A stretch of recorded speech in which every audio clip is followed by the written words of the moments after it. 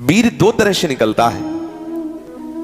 एक तो जो घातक है वो उसी के शरीर से निकलेगा जिसने हस्तमैथुन किया है या गंदी क्रियाएं करके बच्चापन से ही वीर को नष्ट किया है। जैसे 12-13 वर्ष की अवस्था है और उस अवस्था से आप अपने कुसंग के कारण वीर का नाश कर रहे हैं, तो कुछ वर्षों तक हस्तमैथुन करने वाला या अन्य गंदी चेष्टा करने वाला ये नहीं जान पाता है कि इसके द्वारा मेरी हानि हो रही, वो नहीं समझ पाता, क्योंकि जीवनी शक्ति भगवान अपनी तरफ से देते हैं।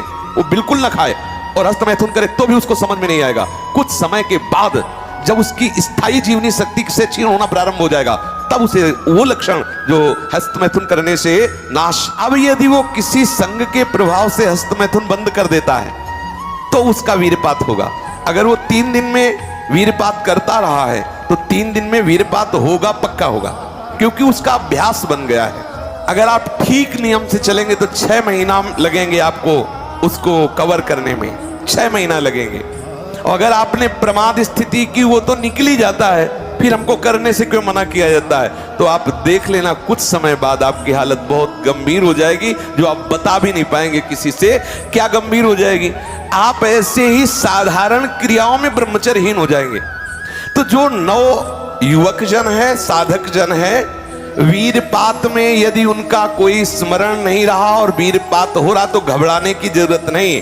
और यदि स्वप्न में आपने स्त्री आदि का संयोग देखा या कोई ऐसी घर्षण आदि क्रिया हुई या कोई ऐसी कामोत्तेजना जनित और फिर आपका वीरपात होता है तो आपके गंदे विचार और पूर्वाभ्यास के कारण होता है। ये बहुत ही गंदी बीमारी है जो आपको अंदर ही अंदर खोखला करती जाएगी। पहली बात, इस स्वप्न दोष से निकलने के लिए हस्तमैथुन को पूर्णतया बंद कर दिया जाए। अगर आप सदगृहस्थ भी हो चुके हैं तो कुछ महीने के लिए आप अखंड ब्रह्मचर्य का नियम लें, जब तक आपका वीरपात होना ठीक ना हो जाए। आप वो हानिकारक जो कामोत्तेजना बढ़ाने वाले भोजन हैं उनको छोड़िए, जैसे अत्यधिक नमक, बहुत कड़वी लाल मिर्च, और जैसे बहुत ही वो मीट मसाला आदि जो बहुत ही कड़वा तीखा, ऐसा गरम मसाला और बिल्कुल गर्मा गर्म भोजन, ये आपके स्वप्न दोष के ठीक होने की बात है। यदि आप स्वप्न दोष से बचना चाहते हैं तो अत्यधिक नमक, बहुत कड़वी मिर्च, बहुत ही वो उष्ण गर्मा गर्म भोजन, बहुत गर्म मसाले से बना हुआ भोजन और अत्यंत खट्टी चटनी, जैसे इमली की है, कच्चे आम की चटनी है, और मांस। ये जो लोग कहते हैं कि मांस ताकतवर होता है, तुम्हारी चर्बी बढ़ा देगा, ताकत नहीं। ताकत कहते हैं संकल्प शक्ति को। ताकत शरीर शक्ति प्रधानता नहीं होती। संकल्प शक्ति का एक महात्मा पूरे समुद्र को अंजुलि में पी गया। देखो, संकल्प शक्ति, शरीर की शक्ति एक सीमित शक्ति है, संकल्प शक्ति एक महान शक्ति है। जो ब्रह्मचर्य से युक्त होता है उसकी संकल्प शक्ति बढ़ती है। भले आप मांस खा के मोटी चर्बी और आप व्यायाम करके दिखा सकते हैं कि देखो मैं ब्रह्मचर्य क्षीण करता हूं लेकिन बलवान हूं, लेकिन आप आत्मशक्तिहीन है। वो आपका मोटा हो जाना बलवान नहीं है, आपके सुंदर सुंदर मांसपेशियां निकल आना वो बल नहीं है। आप शक्ति, बलवान वो है जो आए हुए आंतरिक वेगों को सह जाए। आए हुए आंतरिक वेग को जो सह गया वही बलवान है। ये जो मछली, अंडा, मांस खाते हैं ये कभी इस रोग से मुक्त नहीं हो पाएंगे। और जो लोग कहते हैं मैं तो खाता हूं मेरे अंदर नहीं, विश्वास मत मानना, पक्का झूठा है वो। जो शराब पीता है वो अपने वीर को पवित्र नहीं रख पाएगा।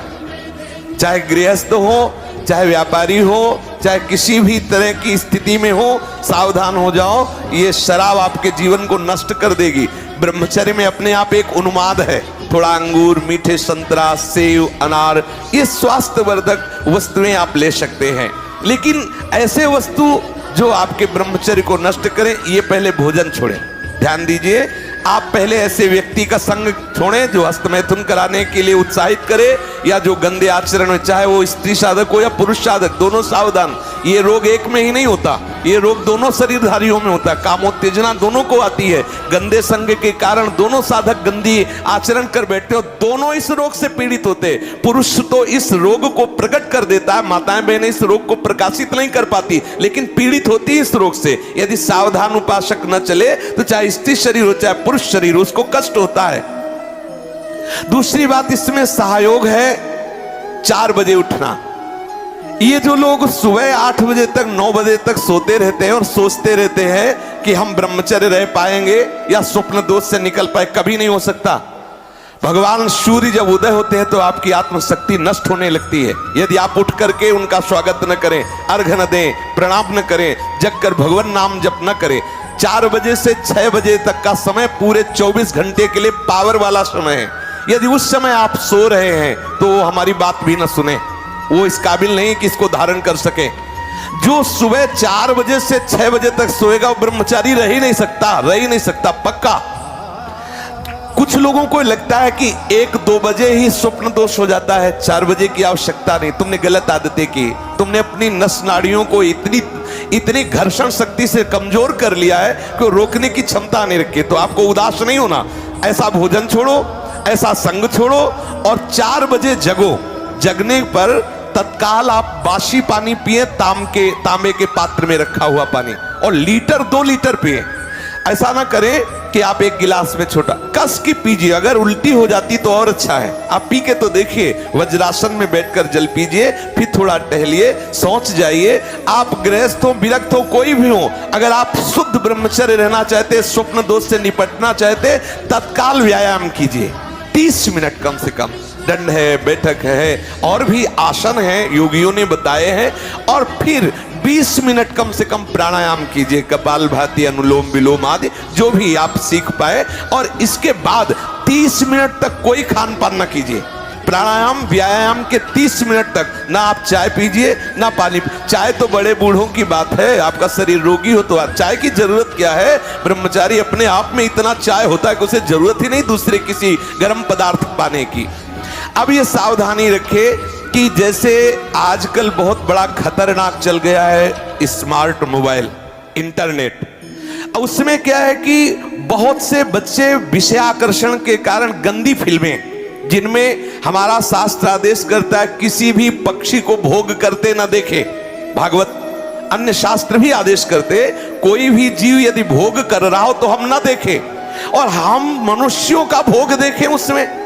और हम सोचे कि हमारा आप कोई क्रिया ना करो, केवल गंदे वो भोग संबंधी चित्र देख लो तो आपके मन में जो संस्कार बन रहे हैं, जो कामोत्तेजक भाव बन रहे हैं, वो आपको ब्रह्मचर्य नहीं रहने देंगे। सोते जागते उठते बैठते आपका वीर स्खलित हो जाएगा।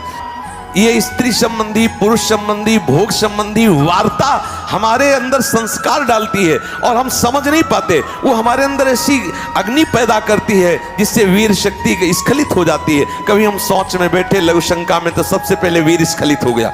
अब आपको लगेगा कि ये रोग है, रोग नहीं, आपकी गलती है। आपने जो गलत चिंतन किया, क्रिया नहीं की, लेकिन मनोवाह नाड़ी ने संपूर्ण शरीर से वीर को खींच करके वो निकाल दिया। अब निकल जाएगा वो आपकी असावधानी के समय, इसलिए आप सावधान रहे। कभी भी कोई ऐसे ग्रंथ को ना पढ़ें जिसमें कामोत्तेजक भाव लिखे हो। हम आहार पर दृष्टि रखें। जैसे हम रात्रि के समय शयन करते हैं तो सावधानी रखें कि शयन के 1 घंटा पहले ही दूध ले ले गरम। अगर हम गर्म दूध लेके सोएंगे तो निश्चित वीर्यपात हो जाएगा। जब हम जान लें कि हमें कब्ज हो रहा है तो हम सरल औषधि लें। ऐसे कोई चूर्ण न लें जो बहुत कड़े गर्म हो, जो हमें ब्रह्मचर्यहीन कर दे। जैसे आंवला है और वो हर है, बहेड़ा है, त्रिफला का प्रयोग करें। वैसे प्रत्येक साधक को भोजन में 1 आंवले का प्रयोग कर लेना चाहिए, तो कब्ज भी दूर रहेगी और शीतलता भी रहेगी। और आंवला पवित्र भजन में भी सहयोगी होता है और भी स्वादिष्ट भी होता है। आप मीठा आंवला ले सकते हैं, आप खट्टा करके ले। वो आंवला खटाई में भी नहीं आता, और खटाई भी है, वो आपके साधन में भी आएगा, कब्ज ना रहने पावे।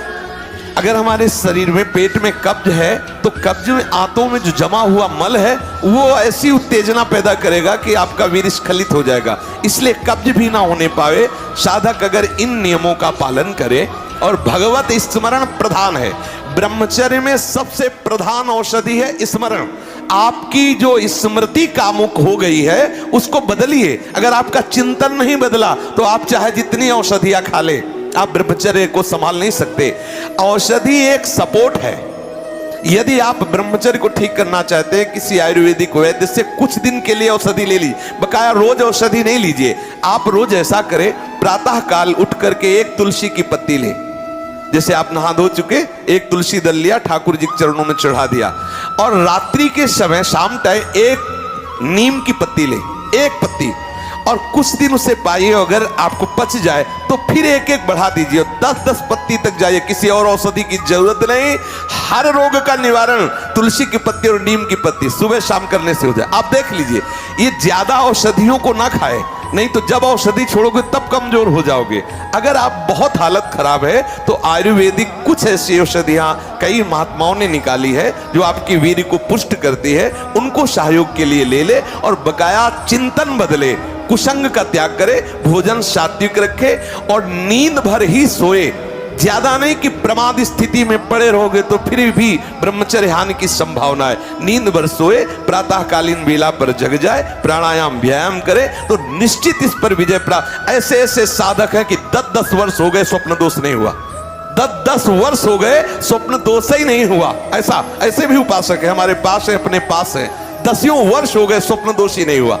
तो क्या है, उन्होंने संयम किया, वीर जो है स्थगित हो गया, परिपक्व हो गया, धीरे धीरे ऊर्ध्वगामी होने लगता है। आप कभी घबराए नहीं साधक, सावधानी पूर्वक ये जो बातें बताई गई अपने जीवन में उतारे, चाहे गृहस्थ हो चाहे विरक्त। वीर ही अमृत है, वीर त्याग ही मृत्यु है। इतना